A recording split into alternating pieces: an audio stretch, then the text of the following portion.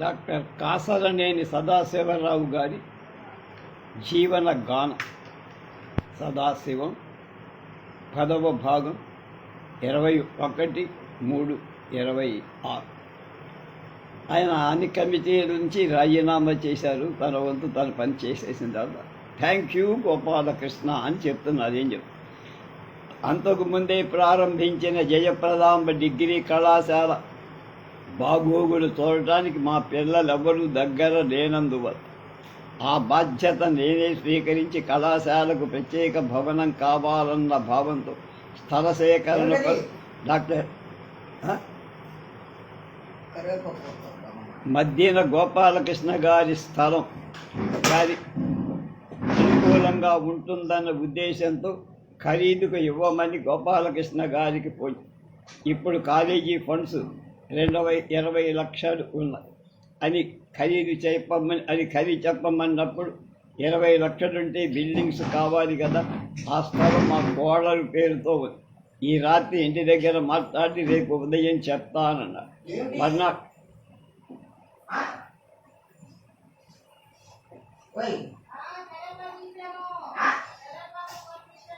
Documents తెచ్చి నా చేతికిచ్చి దీన్ని గిఫ్ట్ కింద స్వీకరించు. అది 70 సెంట్లు. నేను లేచి వారిని కౌగలించి థ్యాంక్ యూ గోపాలకృష్ణ. నా మనసు కృతజ్ఞతాభావంతో నిండి కాలేజీ భవన నిర్మాణానికి ప్రభుత్వం నుండి అనుమతి సంపాదించడానికి చాలా అడ్డంకులను అధిగమించాల్సి వచ్చి దాతలు ఇచ్చిన విరాళాలతో కళాశాల భవనం నిర్మించగలిగి తర్వాత కొంతమంది కళాశాల శ్రేయోభిలాష్ ముఖ్యంగా కోటపాడి మురహరిరావు స్థల నిర్మాణ గురించి శ్రద్ధ తీసుకొని విరాళాలు అందించడం వల్ల ఆ పని కొనసాగుతూ పదవులు వాటంతటే అవే వచ్చాయి. విద్యా సంస్థల్లో ఉపాధ్యాయులు చాలా ఎక్కువ మంది నన్ను అభిమానించేవారు. సరిగా అర్థం చేసుకొని కొద్ది మంది అర్థం చేసుకోవడం ప్రారంభించేవారు. అపార్థాలు ఇంకా పోగొట్టుకోలేకపోయిన ఒకరిద్దరు పట్ల నేను వైరి భావాన్ని ప్రదర్శించడం, మాట అటు మందలించడం కూడా చెయ్యకుండా ఉపేక్షా భావాన్ని కొనసాగిస్తూ నేను ఓ సంస్థకు కరస్పాండెంట్గా కానీ అన్ని సంస్థలకు అధ్యక్షుడిగా కానీ అక్కడి ఉద్యోగుల మీద పెత్తనం చెలాయిస్తున్నాననుకోలే. వాళ్లకు స్థానిక సంరక్షకులు అనే భావనే నాలో ఉంది.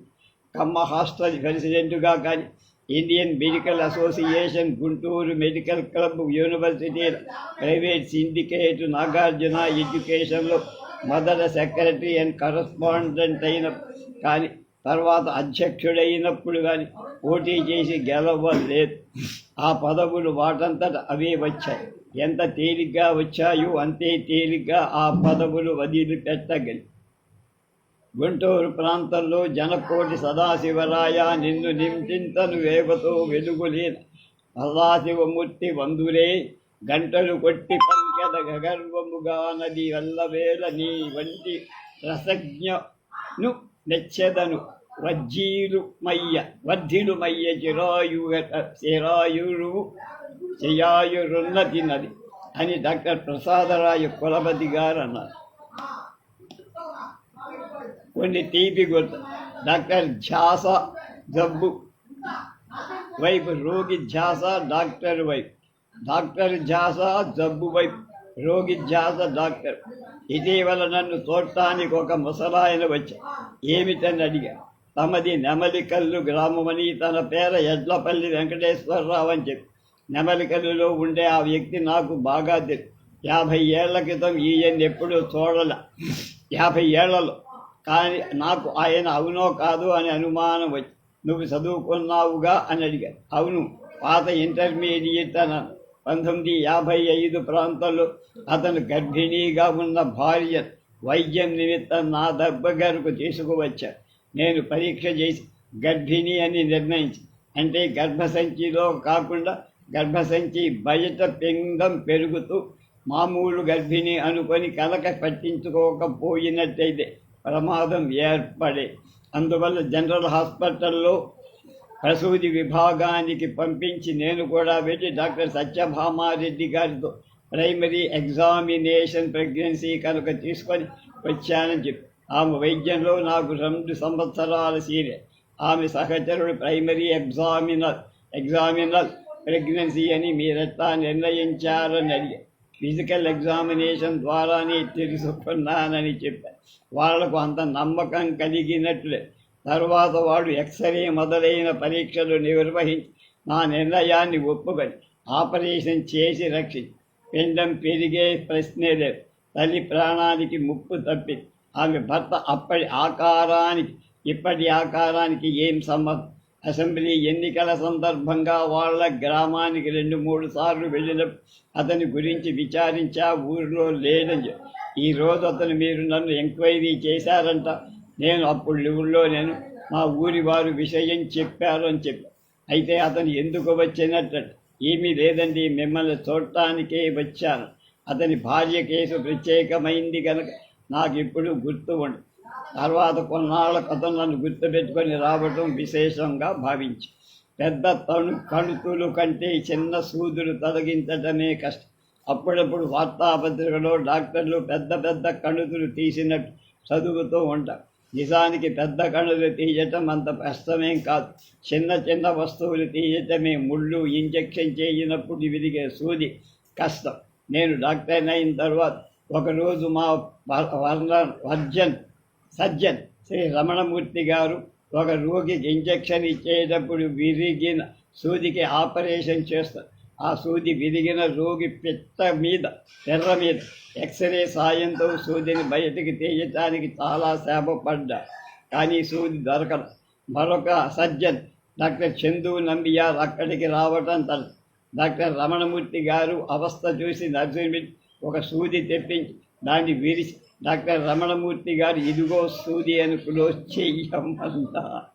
అక్కడున్న మా అందరికీ ఏం జరిగిందో రమణమూర్తి గారితో సహా అందరికీ తెలుసు.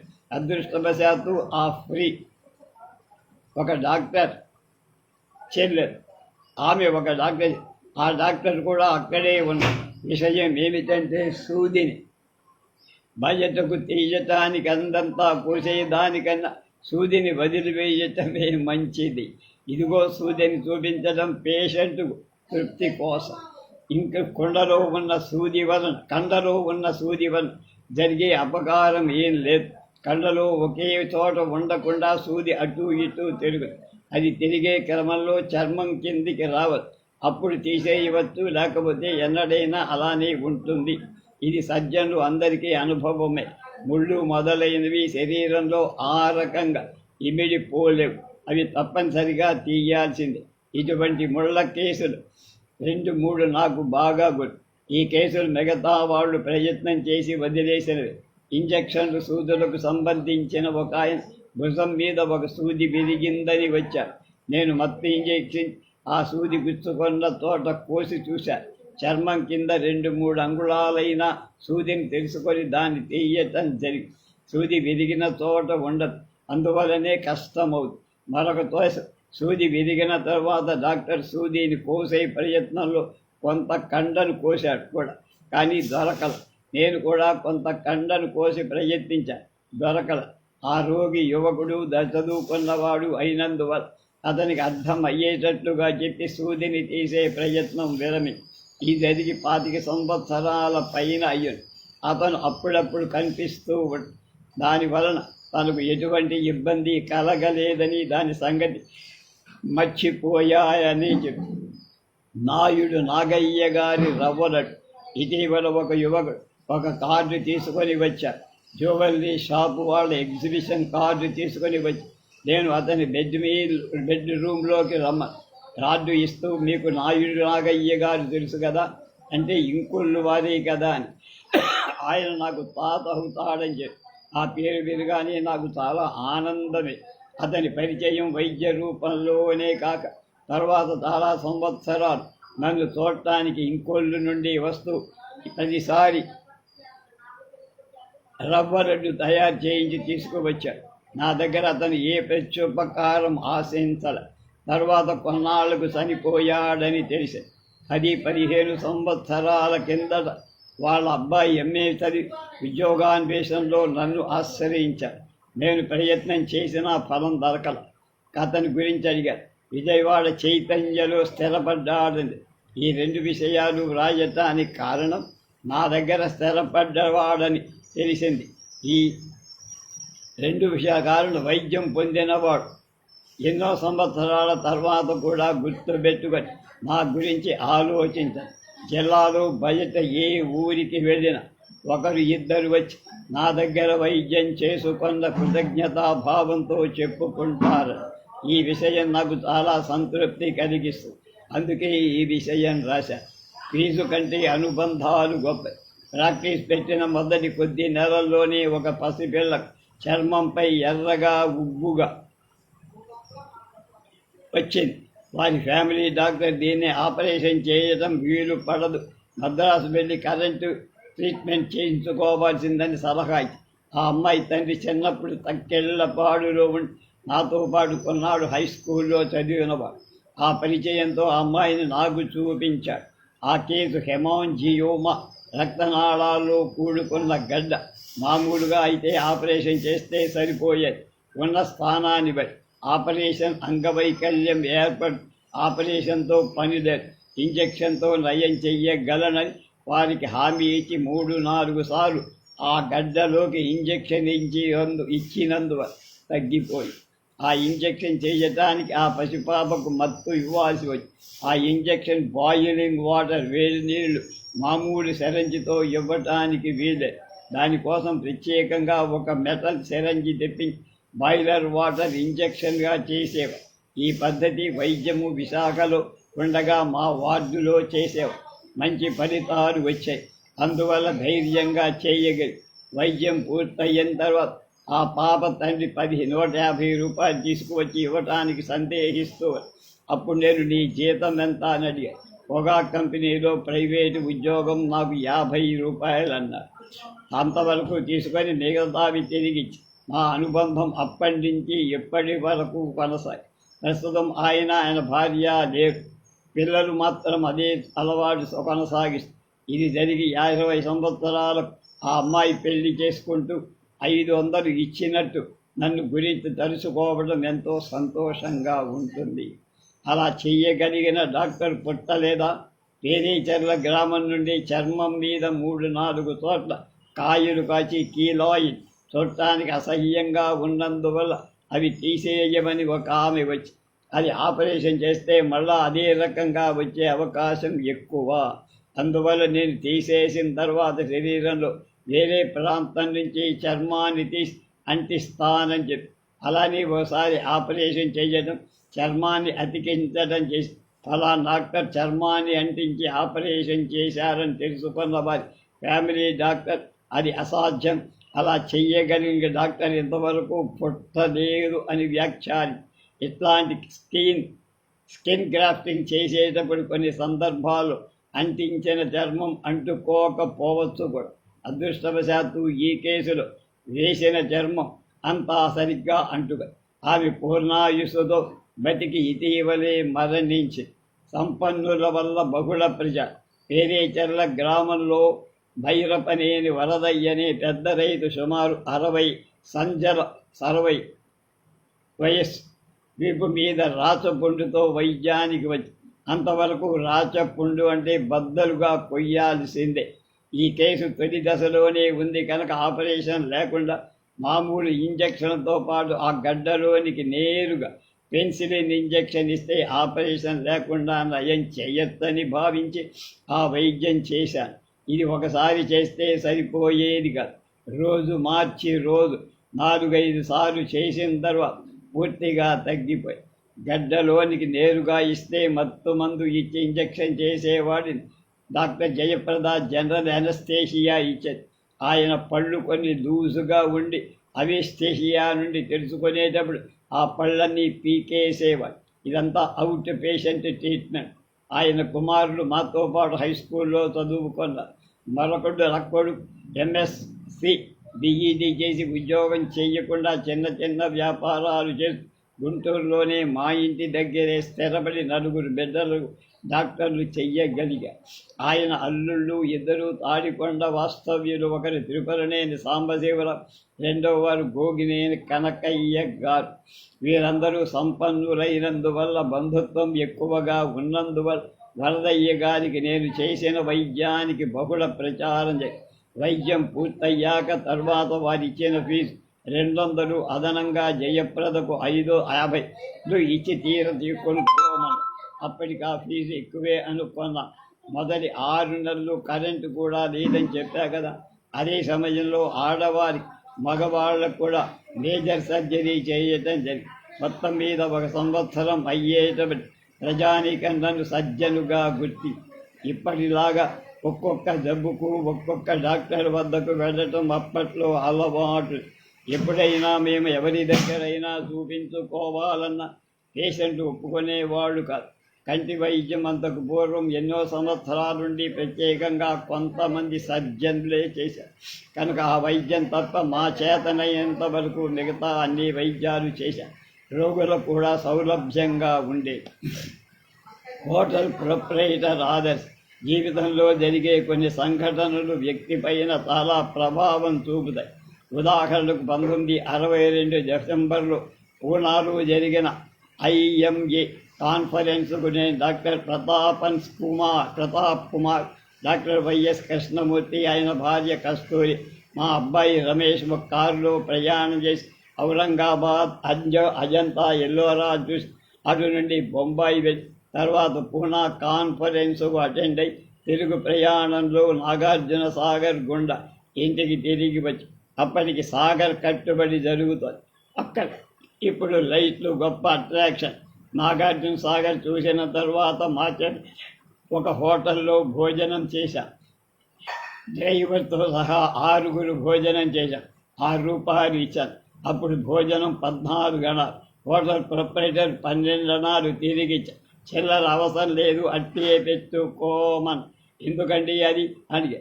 గత 10 రోజుల నుండి బొంబాయి దాకా తిరిగి వచ్చి ఇంత మంచి భోజనం పెట్టిన వారు ఎవరూ లేరు, అందుకని రూపాయి చొప్పున తీసుకోమని. దానికతను మీకంత నచ్చితే ఇంకొకసారి తినండి, అంతేగాని నేను రూపాయి చొప్పున తీసుకోను, మీరు చిల్లర తీసుకోవాల్సిందే అని ఒత్తిడి చేసి చిల్లర ఇచ్చేసి 100,000 సంపాదించేవారు చాలామంది తమకు వచ్చే సంపదతో తృప్తి చెడలేక ఇంకా ఎక్కువ రాలేది అని బాధపడేవాడు చూస్తోంది. అందువల్ల ఈ సంఘటన నాపై చాలా ప్రభావం చూడి. లోకసేవగడు పండిన కాసరని ధన్యతా సురుచిర జీవము జయసుందరుడై మహనీయ గౌరవ స్ఫురణమున శతాబ్దములు భూమికి సుఖంబునందుగాన్ అని తెలుగులంక తుమ్మల రామస్వామి చౌదరి గారు నెరసరి మంగళం గనడి నేటి కిశోరుడు నేటి కర్ణములు వెలుపి గణేయ పీఠముల నిలుతురుగాక నరుండు సేవలన్ మరగిన నాడి ఈ విశేష మక్కువ చూపిన నాడి మెప్పులన్ గొంతుల గొంతుడటన్న గుట్టు ననుగొందురుగాక అని తెలుగులకు జరిగడి వృద్ధు దీవెనలు పండునుగాక శుభాకరములై. Indian medical association. నేను గుంటూరులో డాక్టర్గా స్థిరపడ్డ కేవలం వైద్యం మీదనే దృష్టి పెట్టి పనిచేసి కాలక్రమేణా స్థానిక పెద్దలు పరిచయాలు కావడం, స్థానిక కార్యక్రమాల్లో పాల్గొనడం జరిగింది. మొదటి ఇండియన్ మెడికల్ అసోసియేషన్ గుంటూరు బ్రాంచ్కి కొన్నాళ్ళు జనరల్ సెక్రటరీగా ఉండడం, తర్వాత కొన్నేళ్లు ప్రెసిడెంట్గా ఉండటం జరిగింది. ఈ పదవులు ఎన్నికల్లో పోటీ చేసి గెలిచినవి కావు. మెడికల్ క్లబ్ ఏర్పాటు. గుంటూరు జిల్లా బ్రాంచ్ ఆఫ్ IMA 1935లో all India Indian medical association బ్రాంచ్గా అప్పటికే జిల్లా మొత్తం మీద ఉన్న MBBS, MAP డాక్టర్లందరూ సభ్యులుగా ఉండేవారు. 1940 తర్వాత IMA కాంగ్రెస్ స్వాతంత్ర పోరాటాన్ని బలపరుతున్న కారణంగా ప్రభుత్వం వారు ఆ సంవత్సరం సంస్థను నిషేధించారు. గుంటూరులో ఉన్న డాక్టర్ IMA పేరుతో కాకుండా మెడికల్ క్లబ్ అని ఏర్పాటు చేసుకొని దాని ఆధ్వర్యంలో కలుస్తూ ఉండే. దానికి సొంత భవనం ఏమీ లేదు. అందువల్ల వాడు సొంత భవన నిర్మాణం ఏర్పాటు చేసుకునేదాన్ని జిల్లా కలెక్టర్ను కొంత స్థలం కావాలని అడిగారు. గుంటూరులో ప్రస్తుతం ఉన్న గవర్నమెంట్ కాలేజీ ఫర్ ఉమెన్ ఆ పరిసర ప్రాంతాలు రాజాగారి తోట అని పిలిచేవారు. ఎవరో ఒక రాజుగారు ప్రభుత్వం నుండి ఆ స్థలాన్ని 99 ఏళ్లకు లీజు తీసుకొని ఆ ప్రాంతమంతా బీదలమయం ఇల్లేసుకొని ఉండేవారు. అందులో కొంత స్థలాన్ని మెడికల్ క్లబ్ ఇవ్వడం జరిగింది. క్లబ్ వారు అందులో చిన్న కట్టడం ఏర్పడి తర్వాత ప్రభుత్వ కళాశాల విస్తరణలో ఆ స్థలాన్ని ప్రభుత్వమే తీసుకు ఐఎంఏ పై ఉన్న నిషేధం రద్దయినందువల్ల ఐఎంఏ బ్రాంచ్ కూడా పునరుద్ధరింపబడింది. గుంటూరు వైద్య కళాశాల ఏర్పడిన తర్వాత ఐఎంఏ మీటింగ్స్ సాధారణంగా కాలేజీలో జరిగాయి. ఐఎంఏ వారు జిల్లా కలెక్టర్ను కలిసి దానికి ప్రత్యామ్నాయంగా కనీసం 1000 గజాల స్థలం కావాలని అడిగి దానికి అంగీకరించి వారు ప్రస్తుతం ఐఎంఏ బిల్డింగు ఉన్న ఏరియా ధర గరిష్టం ఒక్కొక్కటి రూపాయి చొప్పున దానికి ఇచ్చారు. అప్పటికి వారి దగ్గర కొద్ది మొత్తంలో డబ్బు అక్కడ ఒక భవన నిర్మాణం చెయ్యాలని పునాదుల వరకు కట్టారు. 1962-63లో నేను గుంటూరు అధ్యక్షుడిగా ఉండి గుంటూరులో స్టేట్ కాన్ఫరెన్స్ జరిపి వైద్య కళాశాల ఉన్న పట్టణం కళాశాల ప్రిన్సిపాల్ ఆహ్వాన కమిటీ ప్రెసిడెంట్గా ఉంటే హుందాగా ఉంటుందన్న ఉద్దేశంతో అప్పటి ప్రిన్సిపాల్ పెన్నమనేని నరసింహారావు గారిని కోరారు. వారు అంగీకరించారు. జనరల్ హాస్పిటల్ సూపరింటెండెంట్గా ఉన్న డాక్టర్ ఎస్ రామచంద్రరావు నేను వైస్ ప్రెసిడెంట్లుగా. ఆ సమయంలో జిల్లా వ్యాప్తంగా నేను నా సహచరులు తిరిగి కొంత డబ్బు వసూలు చేశాను. కాన్ఫరెన్స్ ఖర్చులు పోను సుమారు 25,000 మిగిలాయి. ఆ డబ్బును మెడికల్ క్లబ్కి ఇచ్చాను. పేరు మెడికల్ క్లబ్ అయినా ఐఎంఏ కార్యక్రమాలని అక్కడ నిర్మించబోయే హాల్లోనే జరపాలని ఆలోచన. అప్పటి club president doctor P Sambasivarao గారు ఈ కాన్ఫరెన్స్లో వైద్య కళాశాల ప్రొఫెసర్లుగా పనిచేసి రిటైర్ అయిన 2 ప్రొఫెసర్లను ఆహ్వాని. ఒకరు డాక్టర్ డి గోవిందరెడ్డి, రెండవ వారు professor Eshwaraiah, pharmacy college professor. Text books కూడా రాశారు. ఆ మీటింగ్లో డాక్టర్ గోవిందరెడ్డి గారికి ఇచ్చిన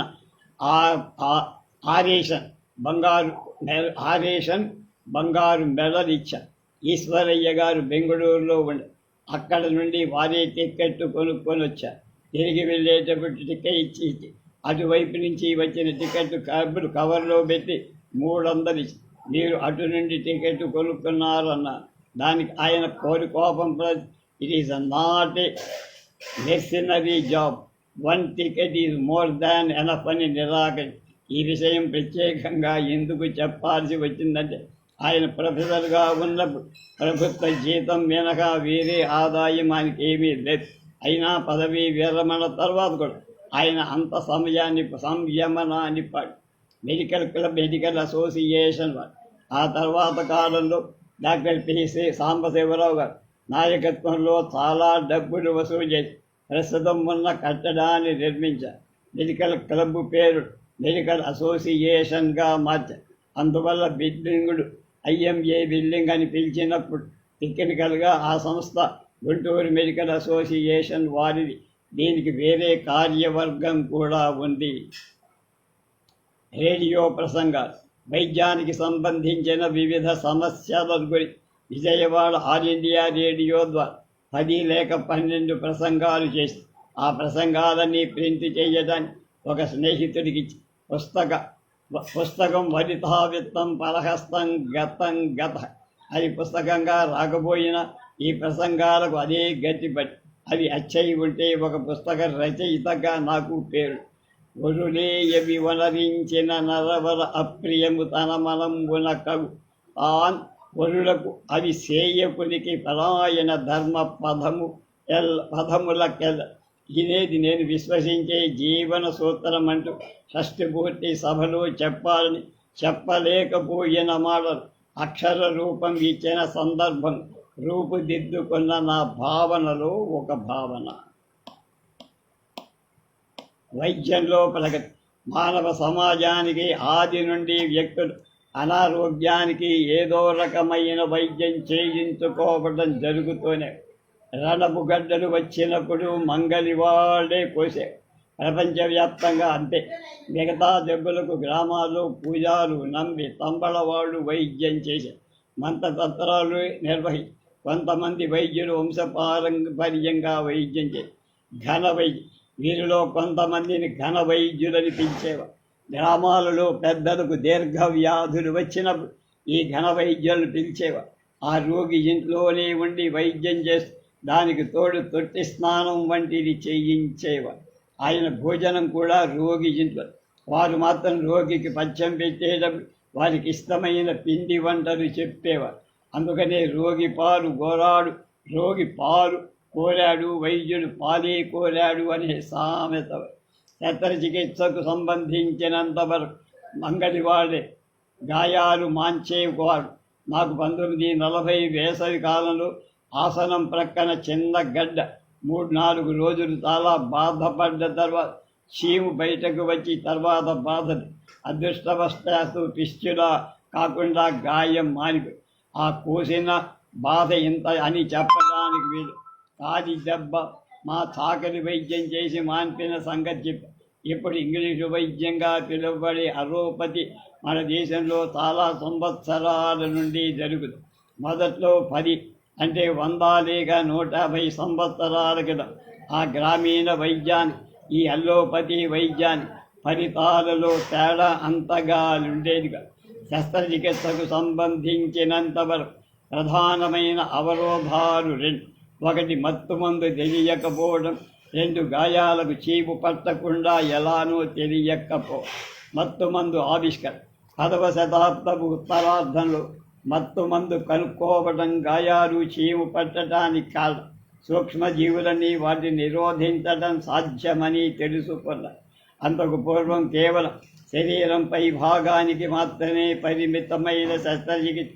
తర్వాత శరీరంలో అన్ని భాగాల లోతుకు వెళ్ళే శస్త్రచికిత్స చేయడం సాధ్యమై గత 100 సంవత్సరాలు శస్త్రచికిత్స బాగా అభివృద్ధి చెంది శరీరంలోని ప్రతి అవయవాన్ని గుండె, మెదడు వగైరా అవయవాలు కూడా శస్త్రచికిత్స చేసి మామూలు ఆరోగ్య స్థితిని తీసుకొని రాగలరు. ముఖ్యంగా గుండె చికిత్స గురించి తెలియని వాడు ఎవరూ లేరనుకోడు.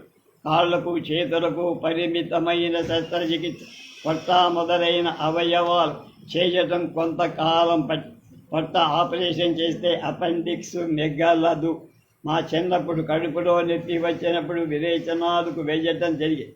అదే కాలంలో అలా చేయటం తప్పు అని సందర్భాల్లో అపెండిక్స్ చిన్న పేగు చీము పట్టి విరోచనం చేసినప్పుడు ఆ చీము గడ్డ పగిలే ప్రమాదం అని చెప్పి వచ్చిన వెంటనే డాక్టర్ దగ్గరికి వెళ్ళి అపెండైసైటిస్ అని దాన్ని నిర్ధారణ చేసి ఆపరేషన్ చేస్తారని చెప్పేవారు.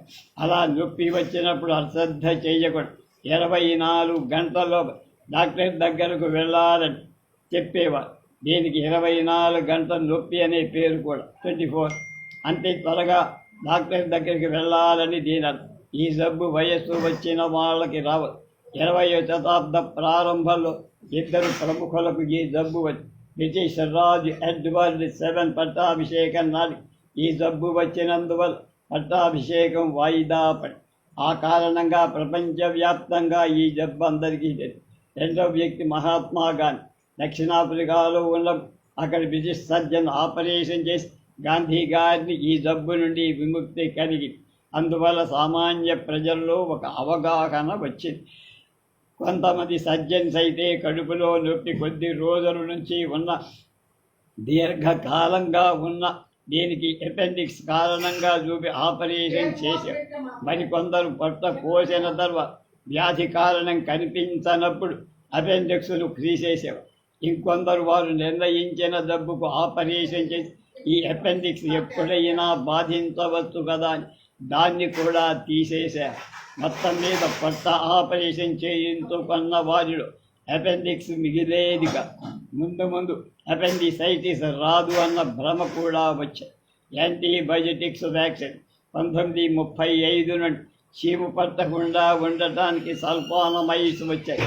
1940 Alexander Fleming penicillin antibiotic కనిపెట్టాక tuberculosis, మైసెప్టోమైసిన్, టైఫాయిడ్కు క్లోరోమైసిన్ మిగతా అనేక సూక్ష్మజీవులు నిరోధించడానికి ఆరియోమైసిన్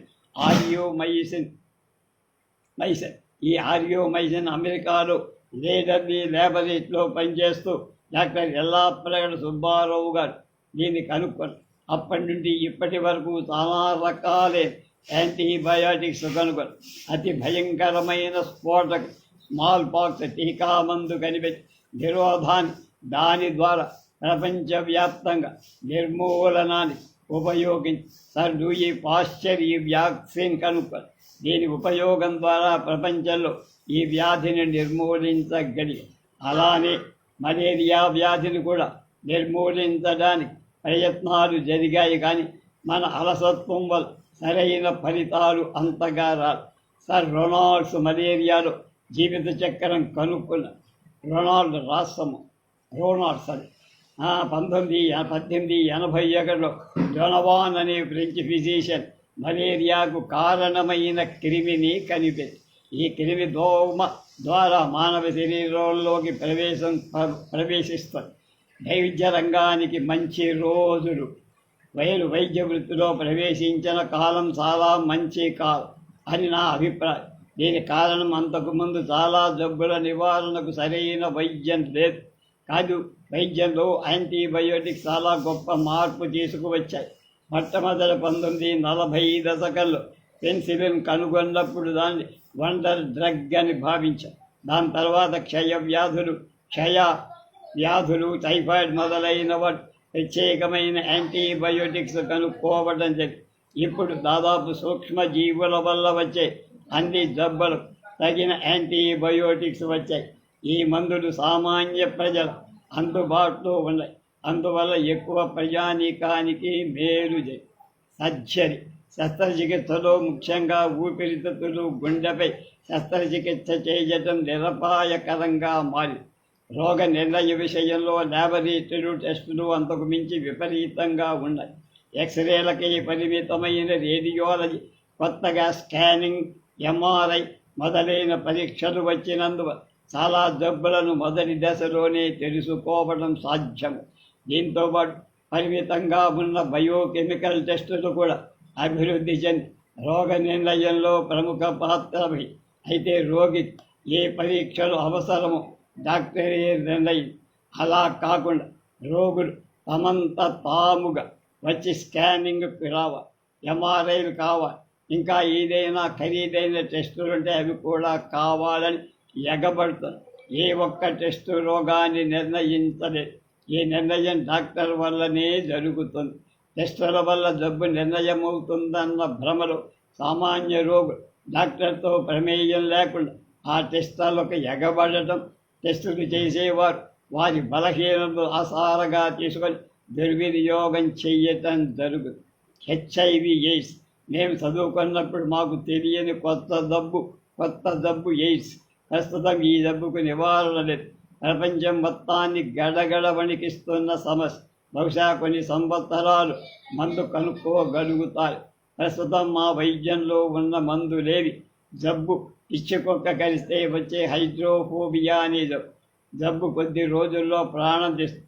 ఎయిడ్స్ వచ్చిన రోగి చాలా సంవత్సరాలు బతకవచ్చు. జాగ్రత్త పాటిస్తే ఈ జబ్బును వ్యాపింప చెయ్యకుండా ఉండదు. నేడు వైద్య విధానానికున్న సవాల్ ఎయిడ్స్ వ్యాధి. హాస్పిటల్ సిల్వర్ జూబిలీ ఫంక్షన్ 1976లో మా పెద్దబ్బాయి రమేష్, మూడవ అమ్మాయి ఉషాబాల వివాహం నిశ్చయమయ్యాయి.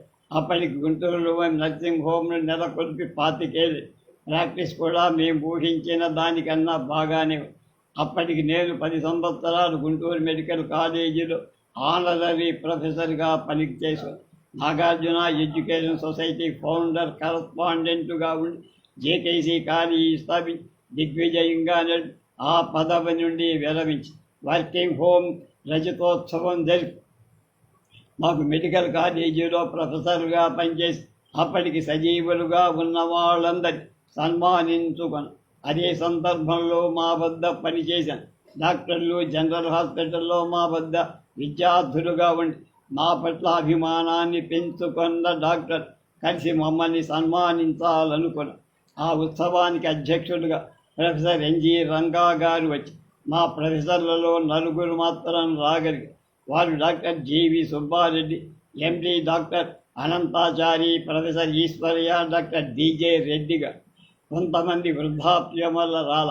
ఆ సభల్లో మేము మా ప్రొఫెసర్లను సత్కరించి, అలానే మా అనుచరుడు మిత్రుడు మమ్మల్ని సన్మానించారు. ముఖ్యమైన విషయం ఏమిటంటే, రైతు కుటుంబాల్లో ఒక బిడ్డకైనా ఉన్నత విద్యను ఇవ్వడానికి తల్లిదండ్రులు ఎన్ని త్యాగాలు చేయాల్సి వస్తుందో ఊహించుకో.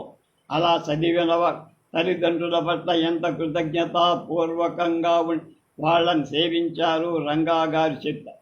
మధ్యలో సన్మాన సత్కారాలు మామూలు. అలా చాలామంది డాక్టర్లు సోదరు పుర ప్రముఖులు వచ్చి మమ్మల్ని ఆశీర్వదించి అభినందించారు. ఈ కార్యక్రమం తర్వాత రాత్రిపూట మా పిల్లలిద్దరికీ పెళ్ళిళ్ళు అయ్యాయి. అందరికీ ఆనందాన్ని ఇచ్చిన ఆ రోజు మరవలేను. మా సర్జన్ డాక్టర్ ఆత్మారామారావు గారు రాలేకపోయారు. హాజరైన వాళ్ళకి చేసిన సత్కారం వారికి అందజేయటం. వీరి దగ్గర సీనియర్ హౌస్ సర్జన్, అసిస్టెంట్ సర్జన్గా పనిచేసి ఎంఎస్సి డిగ్రీ పొంది. అదే సందర్భంలో మా సర్జరీ ప్రొఫెసర్ రమణమూర్తి గారి తైలవర్ణ చిత్రం అనంతాచారి గారితో ఆవిష్కరింపచేసి నా చదువుకు కారణభూతమైన మా మేనమామ వెన్నమనేని సూరయ్య గారి తైలవర్ణ చిత్రం కూడా ఆవిష్కరింపజేసి నాకు ఎక్కువ సంతృప్తి ఇచ్చిన కార్యక్రమం. ఆత్మారామారావు గారికి పట్టుబట్టలు మెమంటో పంపించారు. హాస్పిటల్ వెనక భాగంలో ఉన్న సిల్వర్ జూబ్లీ భవనం నిర్మించాలన్న ఉద్దేశంతో డాక్టర్ అనంతాచారి గారితో ఫౌండేషన్ వేయింది. తర్వాత కొద్ది రోజుల్లోనే ఎన్నికల్లో నేను పాల్గొనవచ్చి క్రియారూపం దాల్చారు. ఇప్పటికి మా పిల్లలు కావాలనుకుంటే వాళ్ళకి నచ్చిన విధంగా నిర్మాణం చేసుకోవచ్చు.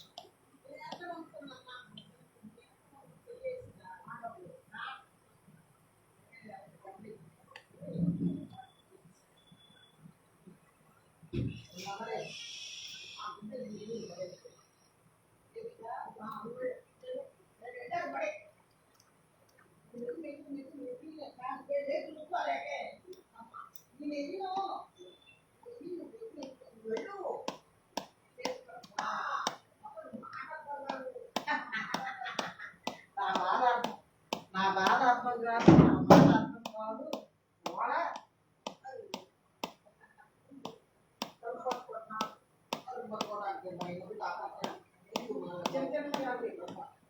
ఏం చేస్తాం? చిన్న చిన్నగా